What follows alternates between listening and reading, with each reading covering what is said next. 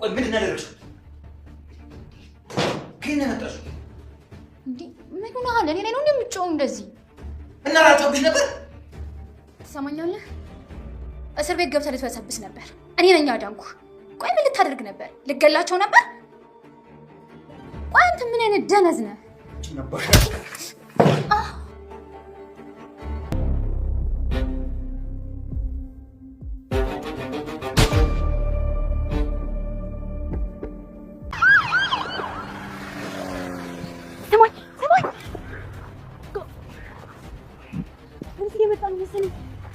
ቆይ አንቺ እዚህ ምን ትሰሪያለሽ? ተመስገን ቶሎ እናምልጥ፣ ፖሊስ እየመጣ ነው። ሰው እንኳን ባትጎዳ ሽጉጥ ይዛል ተብለህ ትታሰራለህ። አንተ ትግል እንዴ? እንሂድ እንጂ ገባና አንተ የራስህ ጉዳይ፣ እኔ ራሴ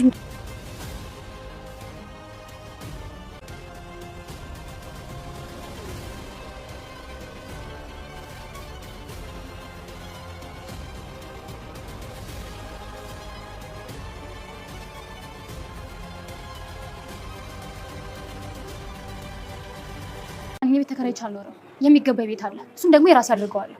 ስለነ ካሌብ ቤት ነው እንደምታስበው? አዎ፣ ስለዛ ቤት፣ ስለ ድርጅቱና ስለ ገንዘቡ ነው ማሰብ የምችለው። አስበው ዳኒ፣ የዛን ቤት ንብረት አገኘን ማለት ድህነት ደህና ሰንብት ብለን ከዛ በሰላም መኖር ነው። እና ቆይ እሱን ለማድረግ ያሰብሽው ነገር አለ? እሱን አልነግርህም፣ ምክንያቱም አላምንም። ግን በቅርቡ ሁሉም ነገር ያልቃል። ጎበዝ ቲና፣ ጉዞ ወደ ንብረትና ወደ ድርጅት ባለቤትነት። ቲናውንም እኛን ለመጉዳት የሆነ ሀሳብ አላት።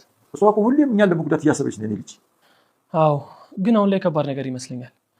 እንድትነግረኝ ላግባባት ሞክሬ ነበር ግን አልቻልኩም። ስለዚህ ተዘጋጅተን እንጠብቃታለን። እኔም ለዚሁ ነው የነገርኩህ አባዬ። ተዘጋጅተን እኮ የምንጠብቃት ከሆነ ምላሹ የከፋ ይሆናል። ትሁት ላይ ነው ወይንስ ንብረቱ ላይ? ትሁት ላይ ነው ወይንስ ንብረቱ ላይ? ድርጅትና ቤት ነው ምናምን ስትል የነበረው። ስለዚህ ስለ ትሁት አይመስለኝም። እንኳን ስለ ትሁት አልሆነ እንጂ ሌላ ነገር ችግር የለውም።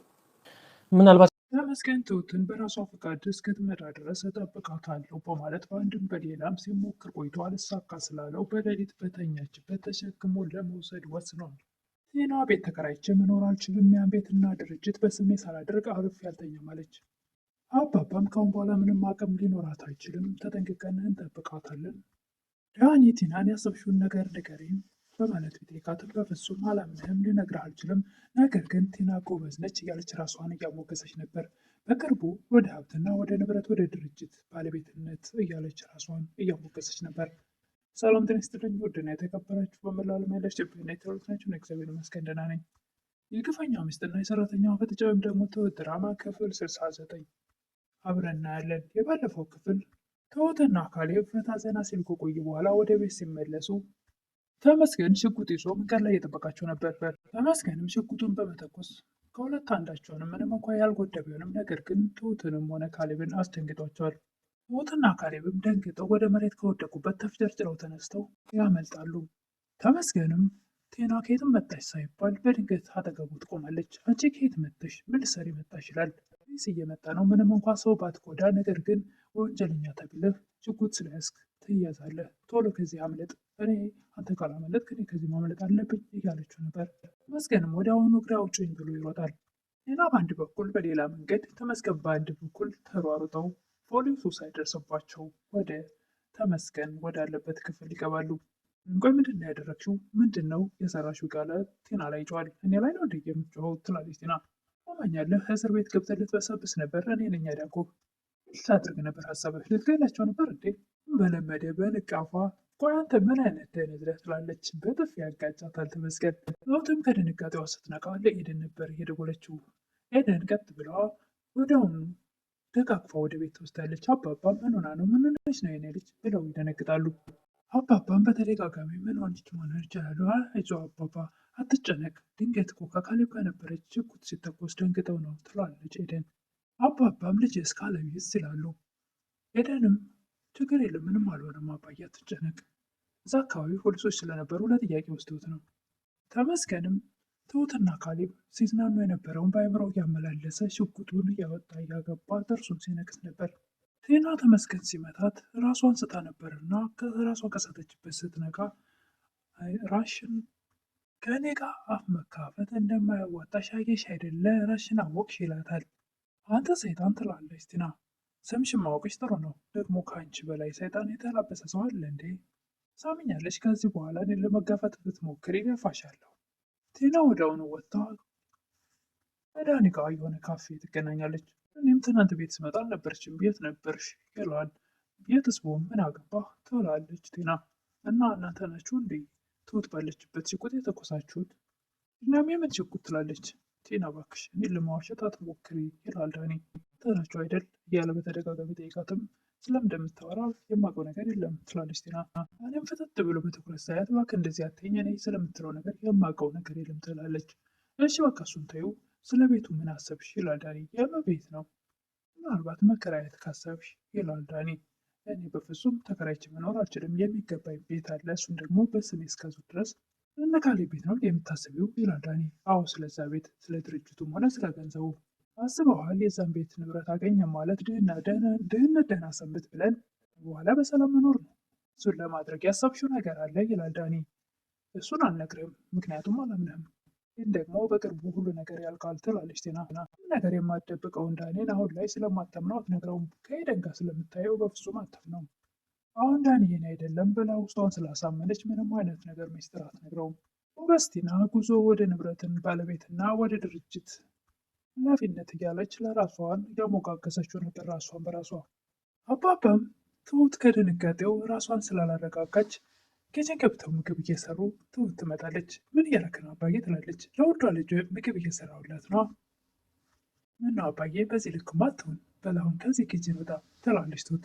ሙያ የለውም ብለሽ ነው? ከአንቺ የበለጠ ሙያ አለኝ ይላሉ እሳቸው።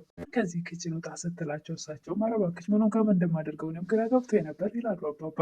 ሙያ ያልክ አልነበረ ታዲያ የራሱ ትልቅ ሙያ አይደለ ይላሉ አባባ። ዳኒም ለኤደን ቲና የሆነ ነገር ሳታስብ አልቀርም፣ የሆነ ነገር ያሰበችውን ነገር ይብላትን በፍጹም አላምንም አለችኝ። ስለዚህ ያሰበችው ነገር ከባድ ሳይሆን አይቀርም። ኤደንም ምንም አቅም የላት፣ ካሁን በኋላ ምንም ነገር ልታመጣ አትችልም፣ ተነክተውባታል ትላለች። አባባም ትሁትን ሆስፒታል መሄድ አለብሽ በሚለው ሰዓት እንደ አባዬ ምን ሆኛለሁ ትላለች። የትናንትናው ድንጋጤ እኮ አልለቀቀሽም፣ ስለዚህ ሄደሽ ቼክ መደረግ አለብሽ እና ተመስገንን እርዳታ ያስፈልገኛል ትላለች። እኮ ከኔ ጋር ካልሰራሽ በስተቀር እንደማይሳካልሽ አውቃለሁ፣ ግን ከዚያ ቤት ጭክን አውጥተህ የራስህ ማድረግ አለብህ። ይህ እንዲሳካ ትሁትን አንተ ከዛ ቤት ማውጣት አለብህ። እዛ ቤት የለችም ማለት የኔ እቅድ ዓላማ የተሳካ ማለት ነው ትላለች ቲና። ዳኒ ወደ እነ አባባ ቤት ይመጣል። እንዴት ነህ አባባ እንዴት ነህ በሚሉ ሰዓት ትሁት የለችም እንዴ ይላል። አዎ ትንሽ ወጣ ልበል ብላ ሄደች፣ ሆስፒታል ምናልባት ይላል ዳኒ። ደህና ናት፣ ግን ደግሞ ከዚህ በላይ መጨነቅ የለባትም ብለዋል። ምን ማድረግ እንዳለብኝ አላውቅም ይላሉ አባባ። በምን አይነት መንገድ ይህን ሰውዬ ከትሁት ህይወት ውስጥ እንደማርቀው ግራ ገብቶኛል ይላሉ አባባ። አባዬ ከባድ ነው፣ ሰውየው በጣም መጥፎ ሰው ነው ይላል ዳኒ። ትሁትም መንገድ ላይ ተመስገን ከጀርባዋ ሩጦ ንቅ ሲያደርጋት ትጮኻለች። ምን አስጮኸሻል ይላል። ወጤ ለምን እንዳስደነገጥከኝ እኮ እስከ ደወልሽልኝና እስከ ተከታተሉት ድረስ ምንም መደገፍ ወይም ደግሞ ራሽን መጠበቅ ነበረብሽ። ዞር ዞር ብለሽ በሀሳቤ ተስማምተሽ ከዛ ቤት ወጥተሽ ከእኔ ጋር ለመኖር አስበሽ ወሰነሽ ነው የመጣሽው አይደል? እንደዛ ካልሆነ መቼም እኔ ጋር ደግሞ አንተ የሰኮስከው አንተ ነህ ትላለች ትሁት። ይላል ተመስገን። እና ልትገለን ነበር ትላለች ትሁት። ዝም ብሎ ለሚሰቃየው ልቤ ከማንም ደነዝ ጋር ስትስቂና ስትዘይ ሳይ ደስ የሚለኝ ይመስልሻል? እባክህ ተመስገን ሰላሜን ስጠኝ ልኖርበት ትላለች ትሁት። አምሽ እኔ ጋ ነው፣ ሰላምሽን ከፈለግሽ ወደ እኔ ጋ ነኝ። ካልሽ ግን በዙሪያሽ ያሉ ሰዎች እያንዳንዳቸው ስቃያቸውን ያያሉ። ሁሉ ከመሆኑ ይልቅ አንቺ ሆነን የምትመጭ ይሻልሻል። ዳኒም ለአባባ አባዬ ቲና አሁንም እኛን ለመጉዳት ተዘጋጅታለች፣ ሁልጊዜ ስመች ለመጉዳት ወደኋላ ብላ ታውቃለች ይላሉ አባባ። አይ አባዬ የአሁኑ ግን ከባድ ይመስለኛል። ልትነግረኝ ለማግባባት ሞክሬ ነበር፣ ግን ልትነግረኝ አልፈለገችም። አባባም ስለዚህ ተዘጋጅተን ጥብቃታለን እያሉ ነበር። የኔም ለዚህ ነው የነገርኩህ፣ ተዘጋጅተን የምንጠብቃት ከሆነ ምላሹ የከፋ ይሆናል። ትሁት ላይ ነው ወይስ ንብረት ላይ ይላሉ አባባ። ድርጅትና ቤት ንብረት ላይ ነው ስትል የሰማሁት፣ ትሁት ላይ እንኳን አይመስለኝም ይላል ዳኒ። እንኳን ትሁት ላይ ያልሆነ እንጂ ስለሌላው ነገር ችግር የለም ይላሉ አባባ። ምናልባት የሚያገናኛቸው ነገር ካለ ብዬ ነው ይላል ዳኒ። እሱን እናየዋለን፣ የኔ ልጅ አታስብ፣ አሁን ምንም የማድረግ አቅም የላትም፣ ተዘጋጅተን ጠብቃታለን እያሉ ነበር አባባ።